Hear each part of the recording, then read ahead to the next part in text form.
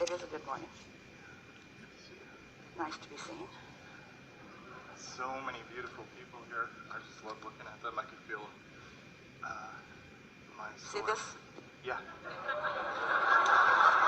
I should know. I'm a sound engineer. I should know. Right.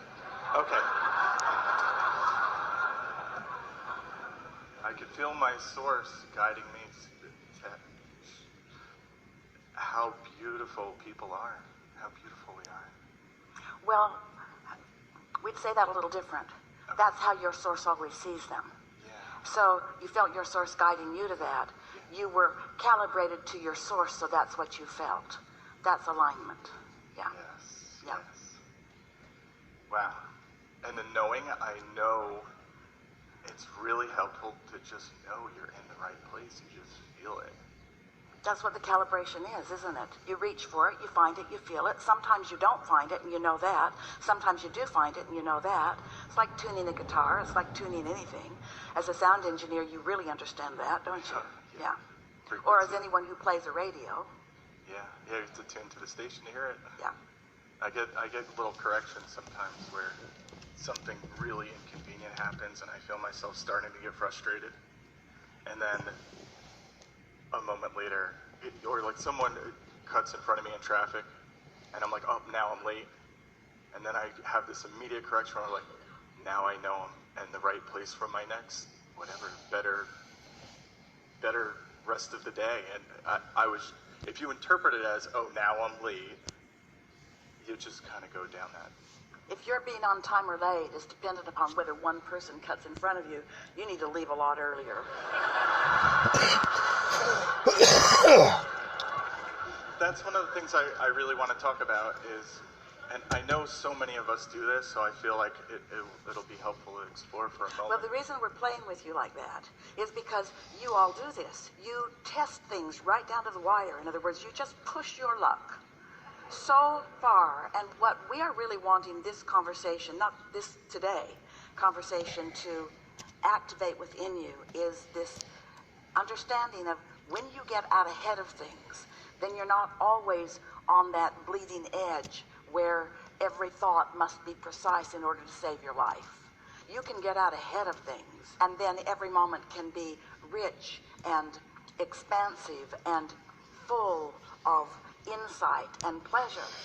You don't have to be right up against the edge. And something about that, we're giving you a little more than you're asking for here with your words, but it really is something in your vibration that we want to address. And that is, you're not being challenged by the universe. This is not a contest of wits. This is vibrational response to a vibrational output. And when your output is happening accidentally or by default, then you kind of get potluck. It's sort of a crapshoot what comes back to you. But when you are deliberate about what you think as often as you can be, then life starts to smooth out and you get all this leeway for the purpose of the pleasure of the moment, of the moment, of the moment, of the moment, of the moment. You're not being tested here. Somehow that theory got a footing a long time with all of you, and so you've got yourself up against this hard challenger, and there is no challenger. The only thing that challenges any of you is your own split energy, you see. So we want to hear you fully, but we think that we might have laid a framework that will make our conversation that comes next easier to understand. Absolutely. I want to get into two things, but the split energy part, I feel like a lot of us really suffer from that. Well, split energy, it's just sloppy thinking. I want it, but. I want it, but. Well, do you want it or not? Yeah, I want it, but I don't not want it. Well, do you want it? Yeah, I want it, but I don't want that. Now, it's the question, do you want this? Do you want this? Yeah, they really don't want that. No, do you want this? I want that with almost all of my heart. I just don't want that so much. That's split energy. Or a lot of times we say, we're in our day, we're doing our thing, maybe we're in a good mood, we're connected to source to a degree, we'd like to be connected to source more of the time.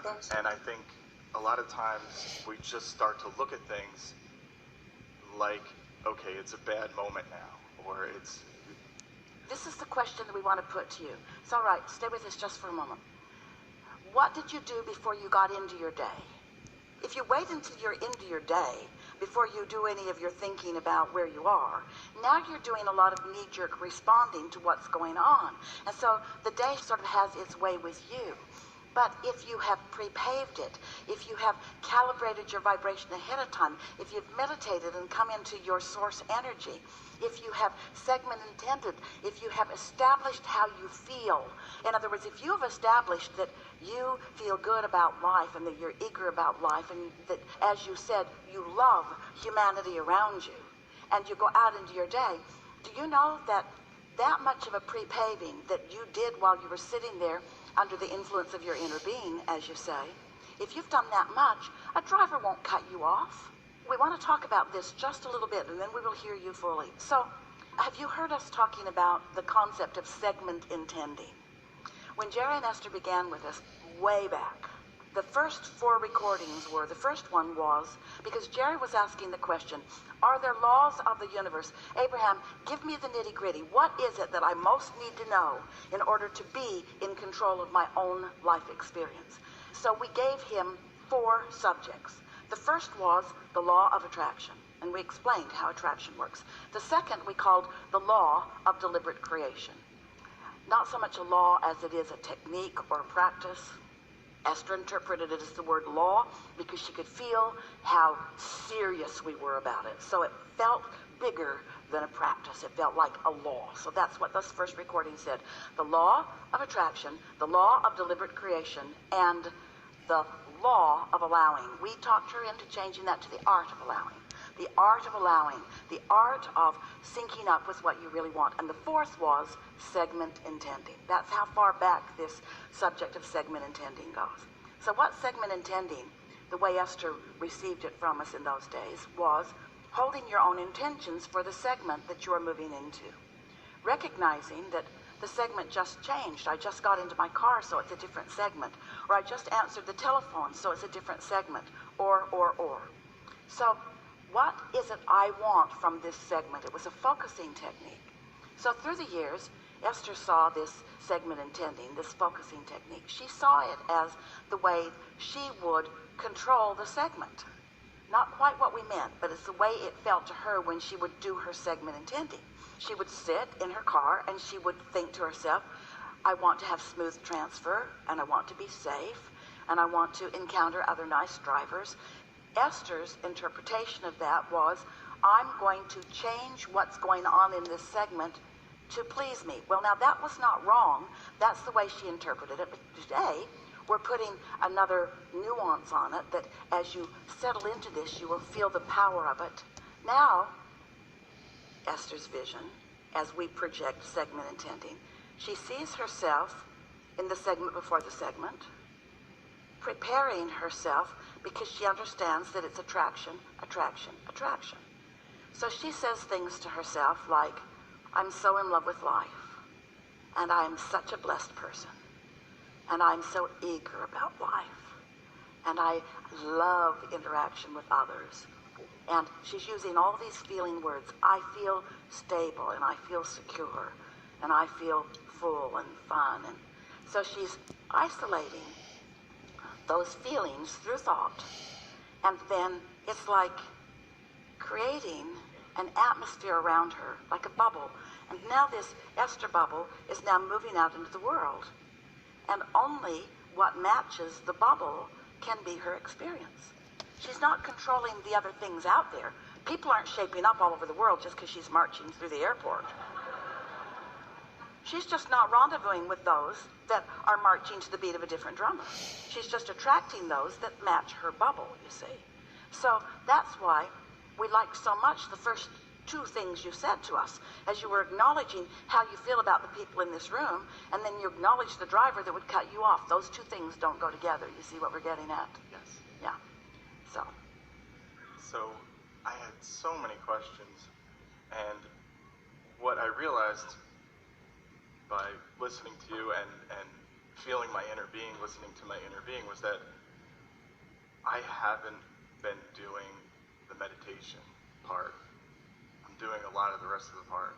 unless you are willing to prepare yourself vibrationally, then whatever vibration is the most dominant in the segment in which you are engaged will rule. If you walk into chaos and you're not in alignment with this power that creates worlds, then you're going to be a reactor to the chaos. That's why we say you got to get out ahead of it.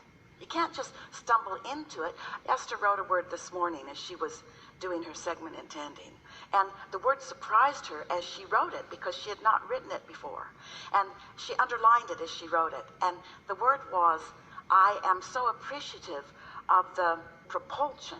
And what she was getting at is the power of law of attraction and the energy that it causes. There's an actual sort of clearing of the atmosphere when you are a vibrational match to what you want. Nothing that is not a vibrational match to you can come to you. But the thing is, there are a lot of things that are a vibrational match to you that you don't mean to be a vibrational match to you, that are a vibrational match to you because you are a sloppy offer of vibration. We say that to everyone to some extent, because you're not doing the preliminary work. If you don't take the time to line up with the energy that creates worlds, then you could walk into an atmosphere where there's some sort of mob rule going on, where somebody's really upset about something. They're having a hair on fire, hair blowing back experience. When you walk into it, you're going to respond to it if you don't have some stability going on in your own vibration. That's what's going on all around your world today. People are just reacting to each other and pointing at each other for the reason that they feel so bad. But it's you, it's not them. You're the reason why you feel so good or so bad, right? It's your reaction to them. But you would not be reacting to them if you were reacting to something before you were reacting to them. That's what we mean by getting out ahead of it. If you are allowing yourself to be one of the cooperative components, see, this is how it works. You sift and sort in your human form and ask. That's step one. You launch this rocket of desire. Step one, ask. Source answers that by calibrating to your desire and by holding the desire unequivocally. That's such an important thing to understand. And then step three is you no longer knee-jerking or responding to the things that prevent you from being one of the cooperative components that your inner being and the law of attraction are gathering to you. The cooperative components are all being gathered. The question is, are you one of them? And the answer to that for most humans is no, not quite yet, because I'm still defending and blaming and justifying. So even though I've launched a rocket, and even though it's off and running, and even though my inner being has calibrated it, and all the cooperative components have been gathered, and the path of least resistance has been carved out for me, as I stand in that defensive mode, still explaining why I need it, I hold myself apart from it, and that's why I feel negative emotion. And so the way that you don't do that so much is by when there's nothing going on to which you are reacting, when you are in the quiet of your own space, where you can sit for a few minutes, 20 is quite enough, and quiet your mind by focusing on something boring like the dripping of a faucet or the hum of the refrigerator or the air conditioner or some boring thing that doesn't get you off on a wild goose chase about one thing or another.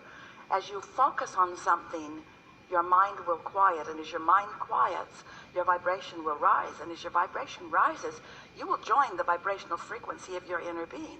And when you do that, then that becomes your point of attraction. Do you understand the power of that? By thinking nothing, you quiet your mind, and you join the vibration of your inner being, who's thinking everything about everything that matters to you. Oh, to calibrate to that frequency, there is a momentum, there is a propulsion in that, you see.